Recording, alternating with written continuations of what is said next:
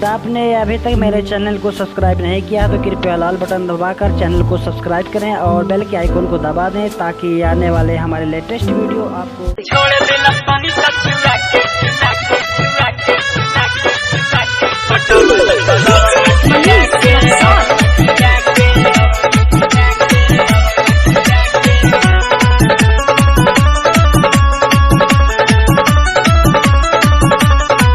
टुकुर टुकुर ताकत रहे नजरी गड़ाई के नीचवा बोलाई ले लो हमरा के पोलाई के सुनना टुकुर टुकुर ताकत रहे नजरी गड़ाई के नीचवा बोलाई ले लो हमरा के पोलाई के लाइला रहे ओढ़ा से बनवाई के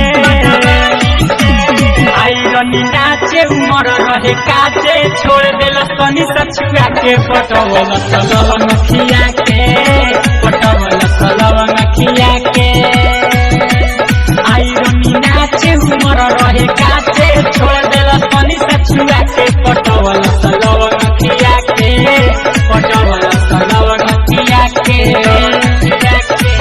रिकॉर्डिंग स्टूडियो गोपालगंज।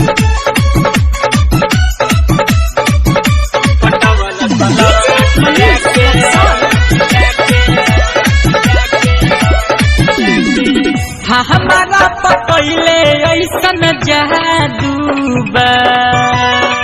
भैला हमार माना पे काबूबा हमारा पकैले ऐसन जादूबा भैले हमार माना बेकाबूबा अछत भगत के धुआं देखाई के आइरनी नाचे उमर रहे काचे छोड़ दिल तनी सछुआ के पटवल सलवन खिया के पटवल सलवन खिया के आइरनी नाचे उमर रहे काचे छोड़ दिल तनी सछुआ के पटवल सलवन खिया के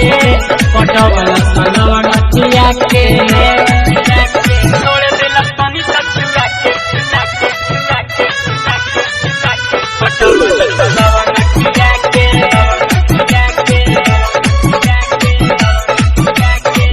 रिकॉर्डिंग स्टूडियो गोपालगंज। मासूम कभी फंसा गईनी फेर में।